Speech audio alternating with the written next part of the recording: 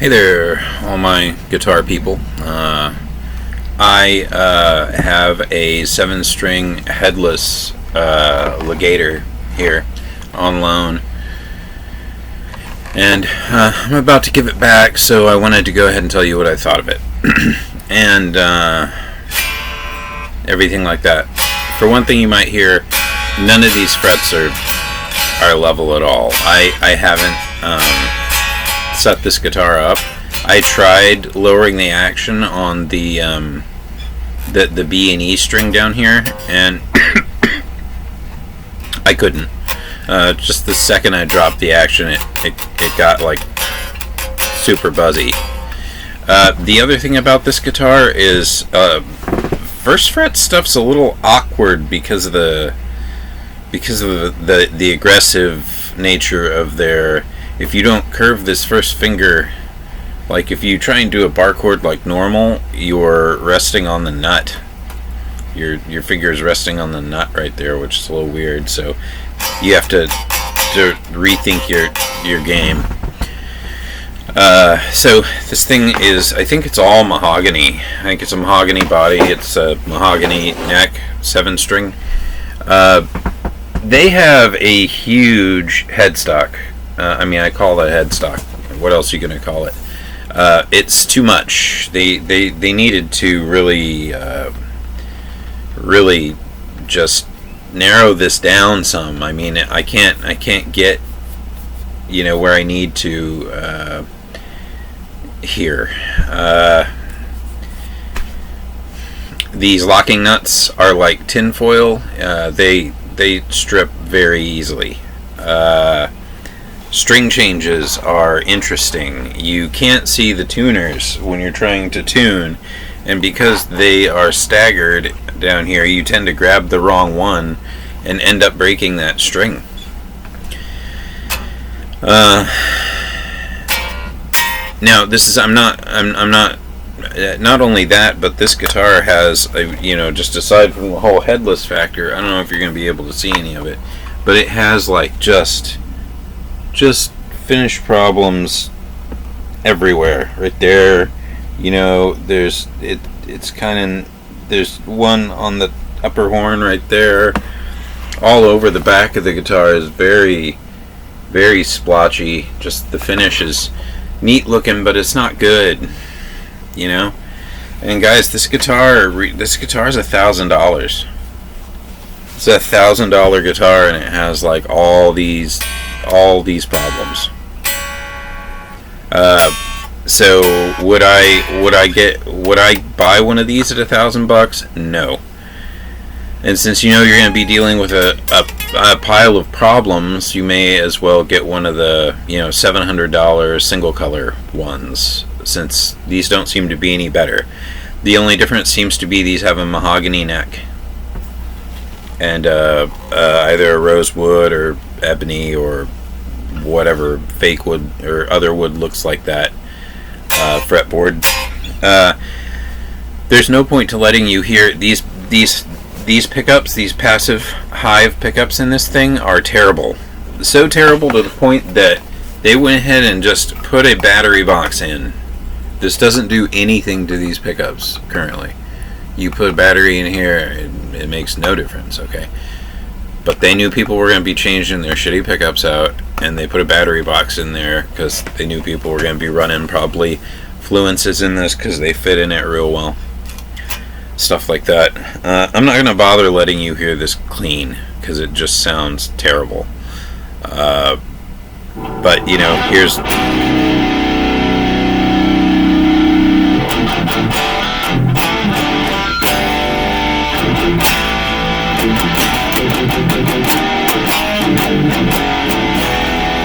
I mean, that's bridge, this is neck.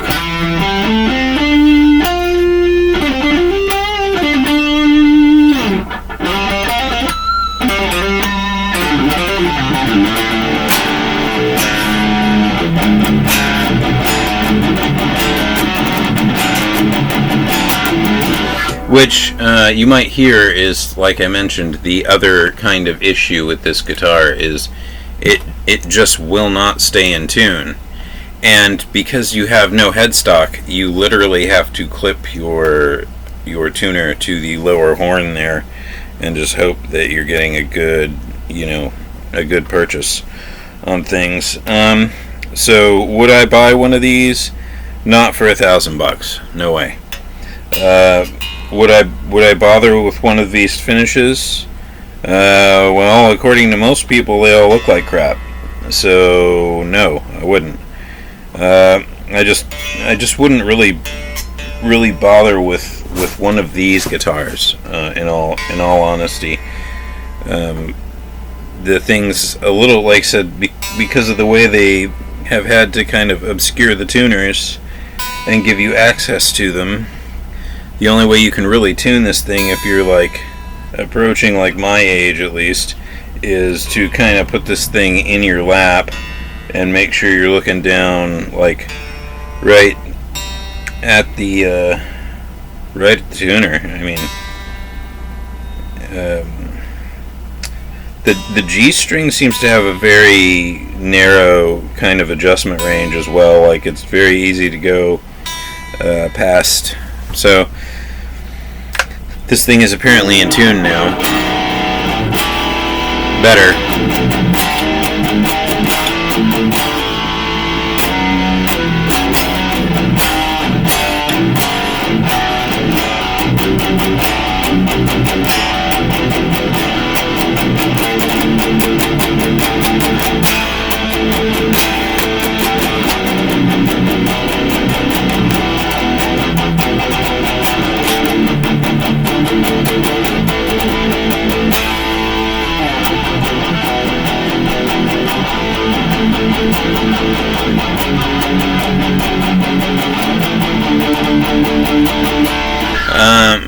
So does it sound terrible?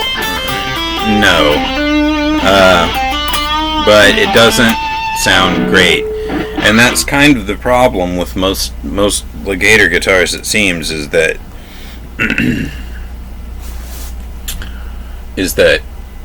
they just aren't great. Especially at their price point. If this thing was a $500 guitar, I'd be like, okay, great, and again, I know that first fret from where you're looking at it doesn't look like a serious thing. But, I mean, let me just illustrate that it is. The upper portion of this scale is 27 inches. This is 25 and a half. It's interesting. I haven't really found the multi-scale thing to be too much of a hindrance, except for the first fret thing here, and having to remember to really check over my grip, which, by the way, is not comfortable. I would almost want to make the nut straight and just have the fan get. I mean, I understand why people kind of do this, because it sort of spreads the fan out some and makes it, less aggressive down here, but it's still pretty aggressive. Down here is really. If you look at that fan down there, it's, and they're tiny frets, like a real 20. You can't. I don't know. It seems like a bunch of stoners from California got together and decided to start a guitar company. I'm actually, trying to start a guitar company, and I'm thinking of going headless on all my models, actually, because you do save a lot of cost. Really, you can get these bridges and stuff are not very much money, and you're moving board feet of wood to other places and things like that. So going headless, if you can figure out how to do it properly, is a good idea. As I mentioned earlier, none of these frets are really level.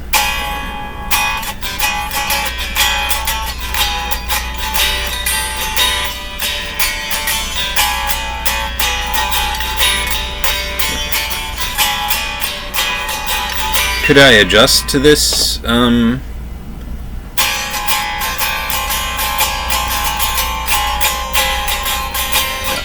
Probably, you know, playing open chords like that on the first fret's not.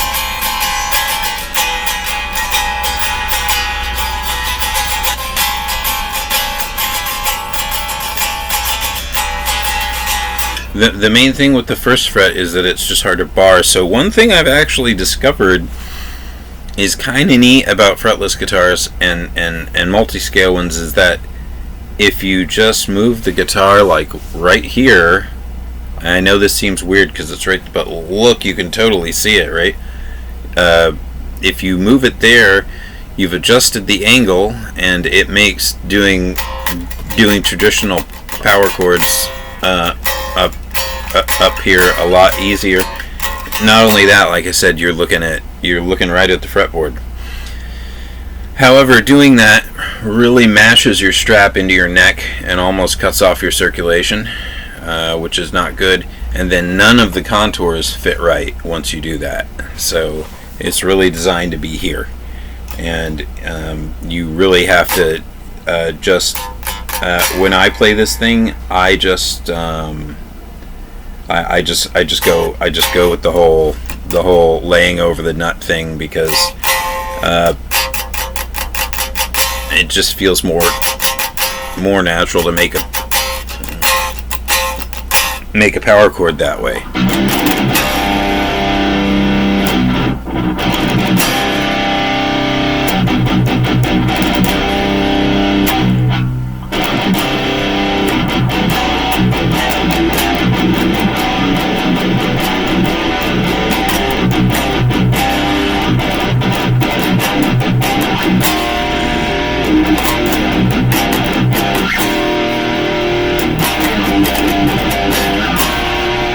And kind of once you get used to it, that it's okay. And I think, like I said, if you soaped up their little headstock thing here and just took a little bit off of it, you would find it probably easier to do that stuff. But yeah, that feels very, very unusual.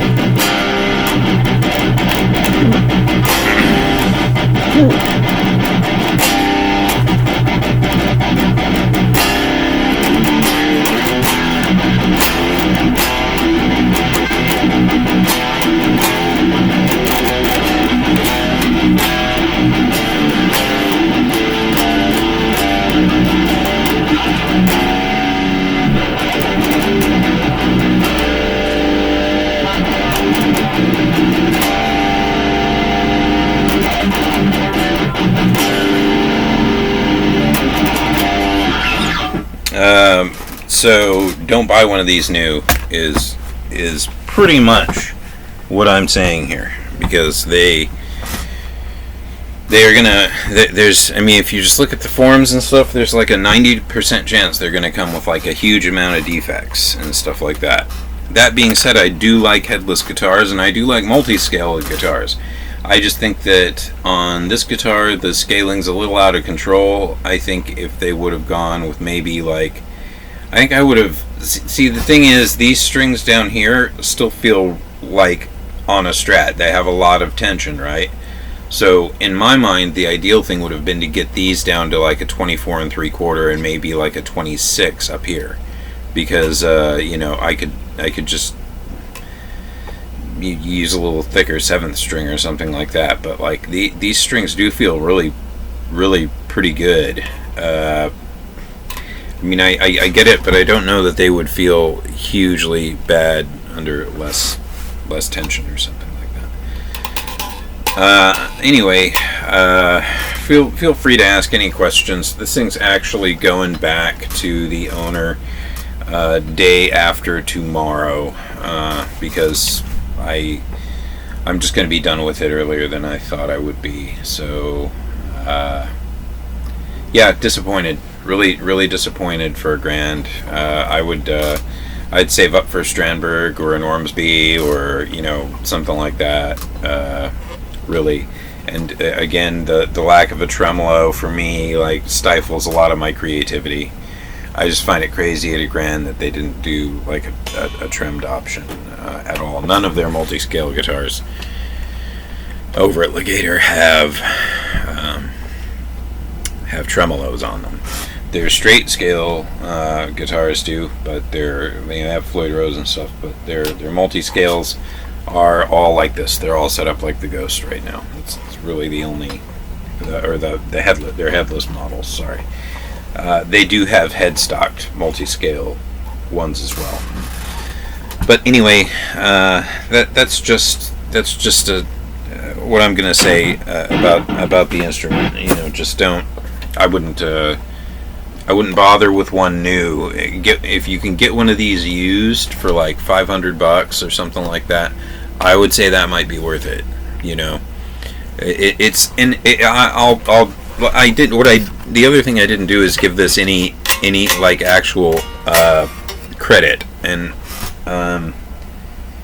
despite the finish being messed up, if it wasn't messed up, it would look absolutely rad. That little blemish spot right there is terrible, though. It is very noticeable. I don't know if you noticed it on camera. The lighting may not be good in here, but I can see it. It's very noticeable. There's one just like it up here. But like I said, if the finish was in better nick, it'd be a very cool finish that I would really like. It feels neat, you know, like the whole guitar feels cool. I don't like the way they did this here. This is very common to do. This is not original. This is just to give you access to the tuners. And they're using, a lot of companies are using like a shelf now instead to keep the look of the guitar together and everything. The mahogany is very nice. If this is mahogany, it looks like mahogany to me. You know, it's made in Korea, made in South Korea. This is a 2022. I should also point out, everybody, that this was the last I have gotten in the seller tells me that this was the last one. So he said he opened the box, took one look at this, and like resealed it. And when he handed me the box, it looked like it had never been opened. Like he was so disappointed with that right there. Like he saw that and was like, no, you know, $1,000? No, right? And I totally get that. Okay, I totally understand that. But yeah, he was like, yeah, that thing's going back to Guitar Center. Like now, I think he's leasing it actually. So. It's disappointing. It's really disappointing because I really want to like it. I really want to like it, and you know, 75% of it I really do like. The weight. I mean, I wouldn't say this is a toy. A lot of people say these feel like toys. This does not feel like a toy to me. This feels like a very playable instrument, like something that I could play, you know, all night with a lot of ease. I've been walking around here with it. It hasn't been hard on my back or anything like that. So really, I mean, I what it comes down to is I wish Legator would just step their game up, because they've been getting these complaints, and then you hear that they switch factories, and you know, this is a brand new 2022. It was again the last one that they had in stock at the time when the guy called and bought it, and